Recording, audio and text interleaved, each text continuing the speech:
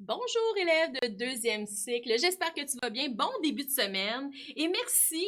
Tout d'abord, je veux commencer avec ça en te remerciant d'avoir participé en grand nombre la semaine dernière à cette semaine d'enquête policière qui s'est terminée avec une entrevue avec deux policières du service de police de l'agglomération de Longueuil et j'ai l'impression qu'on en a connu davantage sur le métier et tout l'aspect peut-être plus prévention et bienveillant de la police plutôt que l'intervention d'urgence. Alors, ça a été vraiment un plaisir de m'entretenir avec ces dames très sympathiques. Alors, on va commencer la semaine tout d'abord avec des partages. Ben oui, parce que la semaine dernière, je t'avais demandé, entre autres, de faire ta scène de crime. Et ta scène de crime, c'était ta chambre à coucher. Et il y en a qui m'en ont envoyé. Alors, on va commencer notre journée avec ça. Alors, je laisse place aux artistes. Les voici. Alors, il y a Anne qui nous a partagé sa chambre à coucher. Super bien fait, avec les proportions et tout ça. Alors, on voit sa table de travail, on voit c'est une bibliothèque, une commode, on voit même son lit. Alors, super invitant comme chambre, hein? On a Florence ici de façon très colorée. Elle semble avoir de plusieurs toutous, poupées, objets, son lit, sa table de travail. Très, très bien. Ici, on a Laurent qui nous a partagé son grand lit avec ce que j'imagine être soit une bordure de lit ou peut-être des décorations qui se trouvent autour de lui. Ensuite, on poursuit avec Sandrine qui nous a partagé, là je l'ai grossi un petit peu. Alors, Sandrine nous partage sa chambre à coucher avec des proportions là, vraiment bien réussies avec l'utilisation de la feuille quadrillée. Alors, très colorée, avec beaucoup de rangement. Alors, merci Sandrine de ce partage.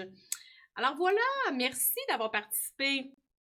Qui dit début de semaine, tu te souviens, dit aussi la réception d'une trousse pédagogique. Probablement que ton professeur va le faire aujourd'hui ou s'il ne l'a pas déjà fait, ça devrait arriver dans les prochaines heures, dans les prochaines minutes.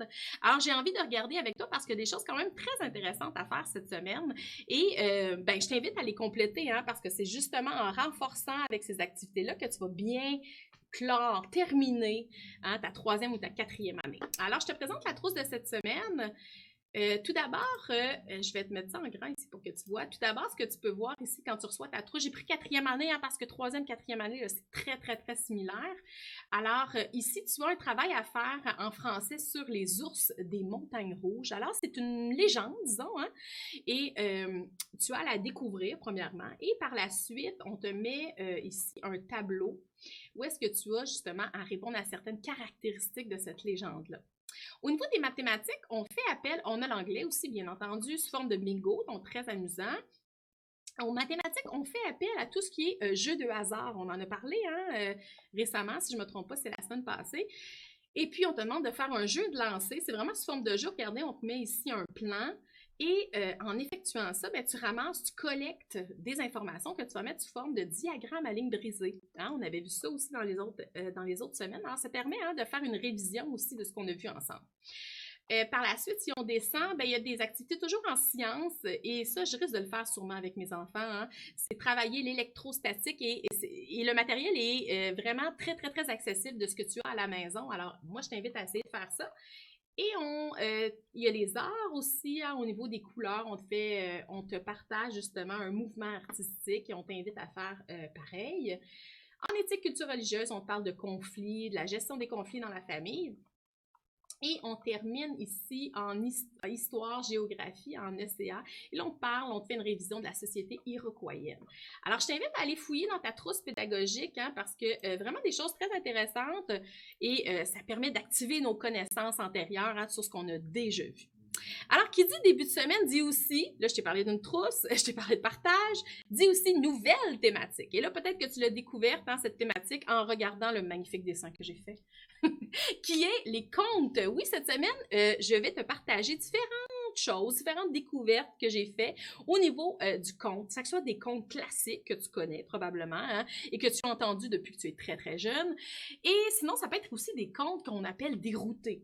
Qui ont été modifiés un peu et souvent avec une touche très humoristique qu'on les découvre.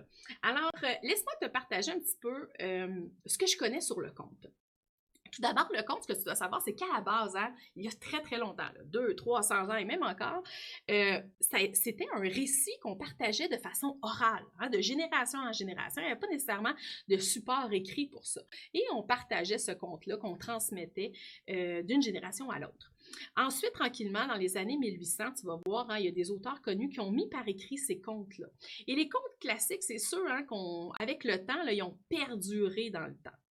Une des caractéristiques du conte, probablement que tu le sais déjà, hein, c'est tout ce qui a rapport au merveilleux, au fantastique. Et la particularité, c'est que dans ces contes-là, ben, les personnages, c'est tout à fait normal qu'il y ait de la magie, qu'il y ait l'apparition de quelque chose ou que les personnages aient des dons. Alors ça, c'est la première chose. Deuxième chose, on ne met pas nécessairement l'accent sur les lieux, sur l'époque à laquelle se passe l'histoire, OK? Hein, c'est plus un univers, hein, dans lequel évoluent les personnages. Autre chose, on ressort souvent une morale des contes. Une morale qui soit écrite ou, hein, justement, inférée, alors qui n'est pas nommée nécessairement, mais tu retires habituellement une morale de ce que tu lis dans un conte. Alors, je te parle de deux auteurs qui ont écrit des contes très connus, des contes célèbres et donc des contes populaires. Alors, je te présente le premier auteur qui s'appelle Charles Perrault. Charles Perrault, magnifique monsieur, regarde-le, magnifique chapeau, chevelure. Eh bien, Charles Perrault, tu vois, 1696. Hey, on parle de 350 ans, là, hein? Ça fait très, très longtemps. Et il a créé des contes que tu connais. Et la version que tu connais n'est pas nécessairement la version que Charles Perrault avait écrite. Parce qu'à la base, les contes, là, à cette époque-là, était adressé, pas nécessairement juste aux enfants, mais non, il est accessible aussi aux adultes. Et à certains égards, il faisait peur, mais vraiment peur. Par exemple, je prends l'exemple du Chaperon rouge, ben à la toute fin, hein, ça finit bien, là, où est-ce que la grand-mère, le Chaperon rouge est sauvé, tout ça. Mais dans le conte de Perrault, c'est pas comme ça finit très mal. OK? Alors, entre autres, là, tu vois, je te parle du Chaperon rouge. Alors, l'auteur, c'est Charles Perrault. Il a été repris aussi par d'autres auteurs que je vais te parler un peu plus tard. La Belle au bois dormant que tu connais, hein, aussi. Alors, encore une fois, créé par Charles Perrault. Et il y en a plusieurs autres, OK? Je ne les nommerai pas tous. Les Frères Grimm, je vais te parler d'eux parce que tu vois, on est rendu dans les années 1800. Les Frères Grimm ont repris plusieurs des contes de Charles Perrault et les ont modifiés un peu à leur saveur, hein, en rajoutant entre autres des fins plus heureuses et en créant aussi de nouveaux contes. Alors, les contes que tu connais des Frères Grimm, c'est Blanche-Neige. Hein? Là, tu vois, j'ai pris la version Walt Disney parce qu'effectivement, plusieurs des contes populaires ont été mis en film grâce à Walt Disney. Ensuite, on a Hansel et Gretel, ça tu le connais, hein? L'histoire des deux enfants qui arrivent devant une maison de bonbons, le rêve, quoi. Voilà, alors différents comme ça, œuvres que tu connais. En plus, je pourrais en nommer d'autres. Hein. Il pourrait avoir les trois petits cochons, il pourrait avoir le petit pousset. Il y en a plein des contes classiques que tu connais. Alors voilà, c'était la petite parenthèse concernant les contes que je voulais te faire. Je te lancerai un défi aujourd'hui aussi en lien avec ça. Et ben voilà, alors je t'invite à peut-être revisiter ou repenser à les souvenirs que tu as des contes, peut-être aller fouiller dans ta bibliothèque pour aller retrouver ces contes-là qui sont, ma foi, sécurisants parce qu'ils font appel à notre enfance. Alors, tu es prêt à débuter, hein? Français, aujourd'hui, on voit une règle orthographique et je te montre du vocabulaire concernant cette règle-là. Alors, je t'invite à ouvrir ton carnet. Je vais enlever cette image. Tu ouvres ton carnet et tu inscris la date du jour. Hein? Quand je parle de carnet, pour ceux qui se joignent à moi, là, hein, ça peut être une feuille, ça peut être un duotang, OK? C'est un endroit où est-ce que tu vas vraiment tout centraliser le travail que tu fais avec moi ou avec ton enseignant. Alors, on est le 1er juin. 1er juin. 2020. Et oui, ça sonne les vacances, 3 semaines hein, qui s'en vient avant la fin de l'année scolaire. Alors, on met les bouchées doubles, on continue. Alors, ce que je vois aujourd'hui, c'est la règle orthographique qui concerne le G. Et là, c'est le G qui est nommé G ou qui est nommé G comme le J. Alors, on l'appelle le G doux quand il sonne comme le J ou le G dur quand il sonne comme vraiment le G. Alors, le G doux, il sonne doux quand il est devant les lettres. Là, je prends mes notes pour être bien certaine de ne rien oublier. Le E, le I et le Y. Comme par exemple, je vais te donner un exemple, le Jean. Hein, il est devant le E, donc on entend le G comme un G doux. Le G dur, ça va te faire penser à une règle orthographique qu'on a déjà vue avec le C, le Q. Alors, c'est devant les lettres Raoul. Raoul. Alors, c'est facile à se souvenir, hein? Il y a aussi les G qui sont aussi muets. Ouais, c'est comme une petite exception, disons, là. Il se trouve la plupart du temps, ben, tout le temps, en fait, à la fin. Comme par exemple, je vais nommer point. Hein? Le G, il est muet, ou encore long. Le G, il est muet. Alors, ça va? Si tu entends à la fin des mots je, ben pose-toi pas de questions, hein? Ça va s'écrire GE. OK? Alors, je vais te donner des exemples, on va les retracer ensemble. Mon vocabulaire, alors on écrit ça ensemble. Je te fais une liste devant toi. Alors, j'écris le premier qui est fatigué. Le deuxième, courage. Ah, tu vois, ça met un exemple que je te parle. À la fin, j'entends je, alors c'est GE. Dragon. Et là, peut-être, hein, automatiquement, tu fais le lien avec ma règle de Raoul. Étrange. Tu vois, j'entends je, j'écris GE. Imagination. Je continue. Magie. Alors, tous des termes un peu liés au conte. Hein? Regard. Et je continue avec grotte. Tu te rappelles, hein, moi, j'essaie d'aller un petit peu vite pour te donner tout le matériel que tu as besoin pendant ta semaine, mais tu peux hein, faire le pause, bien écrire tes mots, avoir une belle calligraphie et prendre le temps de bien faire les choses. Là. Et je termine avec glisser. Alors, ce qu'on va voir ensemble, c'est la classe de chacun de ces mots hein, et justement comment ils répondent à la règle orthographique. Alors, j'ai le G, il est devant le U, comme dans Raoul. Alors, il s'écrit comme ça et il sonne G. OK? Fatigué. Alors, qu'est-ce que c'est cette classe-là? On pourrait dire ne pas fatiguer. Ouais, et tu sais que ça finit par ER. On a vu les verbes du premier groupe la semaine passée, donc c'est donc un verbe. Courage, je peux dire le courage, c'est donc un nom masculin. Ça finit par je, donc ça s'écrit GE. Dragon, devant le O, il sonne G, alors on dit le dragon, c'est un nom masculin. Je continue. Étrange. Alors, je pourrais dire une ville étrange, un personnage étrange, donc c'est un adjectif. Imagination, je peux dire une imagination, un nom féminin.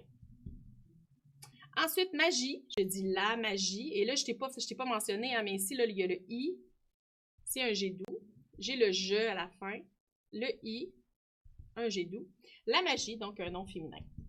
Regard, il est devant le A de Raoul, alors le regard, non masculin.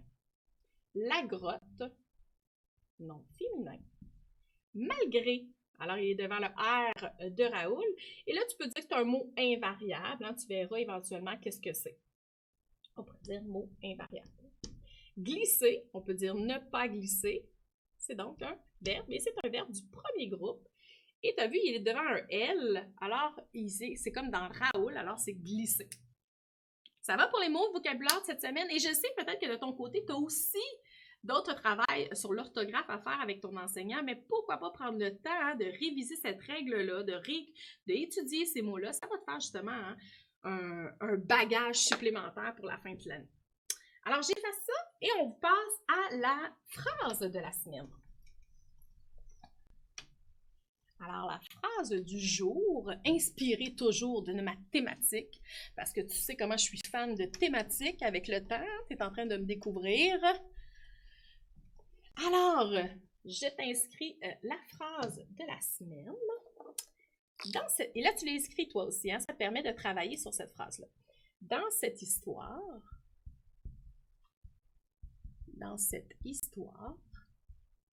virgule, le dragon de la grotte, je vais continuer ici, de la grotte, lance un regard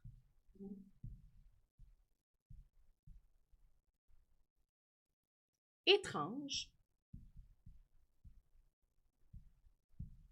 au chevalier. Point. Alors, si j'ai analysé cette phrase, tu te souviens, toujours commencer une phrase avec sa majuscule. C'est pour ça que je te fais une loupe. Et faire terminer par un point comme une rondelle d'hockey, hein, comme quand je compte un but, je bloque. OK? Et c'est la rondelle, si elle passe le but, c'est donc un point pour passer à une autre phrase. Tu te souviens ici, moi, tout de suite, quand je vois cette phrase-là, je vois ici qu'il y a une partie au début qui est probablement pas mon sujet parce qu'il y a une petite virgule ici. Ça t'indique que cette partie-là de la phrase a été bougée parce qu'elle devait se retrouver à la fin probablement. Et cette partie-là, ce groupe-là, tu le sais, hein, je le répète depuis les dernières semaines, ce groupe-là, quand il est bougé, quand il indique un endroit, un moment, c'est ça qu'on appelle un complément de phrase. Ça complète la phrase. Il n'est pas utile, il n'est pas nécessaire à la compréhension de ma phrase. Garde ça en tête, OK? On trouve donc tout d'abord le verbe, les groupes du nom, hein, qu'on pourrait trouver. Alors, la première chose, groupe du nom, moi je vois histoire ici, hein, qui est un nom féminin qui donne son accord à 7. Alors, j'ai un premier groupe du nom ici. J'ai le dragon, pas n'importe quel dragon, c'est le dragon de la grotte. Alors, une expansion ici à mon nom. Alors, le nom, c'est un nom masculin qui donne son accord ici au déterminant le. Et ce n'est pas n'importe lequel, c'est celui de la grotte. Alors, tout ça, c'est un autre groupe du nom. Un regard étrange. Aha! Un nom masculin donne son accord à un, mais aussi donne son accord au déterminant, à l'adjectif. Alors, tout ça, c'est aussi un autre groupe du nom. Chevalier. Alors, chevalier, c'est un nom masculin. Et là, ici, là, c'est un petit peu particulier à savoir. Hein? C'est comme si c'était à un chevalier. Mais on dit au en français, OK? Alors, ça ici, il y aurait un 1 ici, là, ça serait un groupe du nom. Un autre groupe du nom. Alors, maintenant, il me reste des mots que je n'ai pas été capable d'identifier. Bien, en fait, dans, c'est une préposition. Quand ça dit une position, moi, j'aime ça me rappeler de cette façon-là. Il y a le petit « a » ici qui est caché dans le « o », qui est une préposition. Et ici, on a le verbe, parce que je peux l'encadrer par « ne pas ». Une fois que tu as fait cet exercice-là, quand tu écris un texte, tu peux le faire toi aussi. Ça t'aide à te corriger et à vérifier tes accords. Reste à trouver la fonction de ces groupes-là. Alors, tantôt, je te disais hein, que ce groupe-là, ici, là, il a été déplacé à cause de sa virgule, ça m'a donné un indice. C'est un complément de phrase. Malgré que je ne devais pas commencer par ça, je le sais. Okay? Alors, je commence par mon verbe, lance. Qui est-ce qui lance un regard? C'est le dragon de la grotte. Hein, c'est le dragon de la grotte qui lance. Alors ici, j'ai mon groupe sujet. Hein, la fonction de mon groupe du nom, c'est d'être sujet. Alors, ici, l'autre chose, ici, j'ai un regard étrange au chevalier.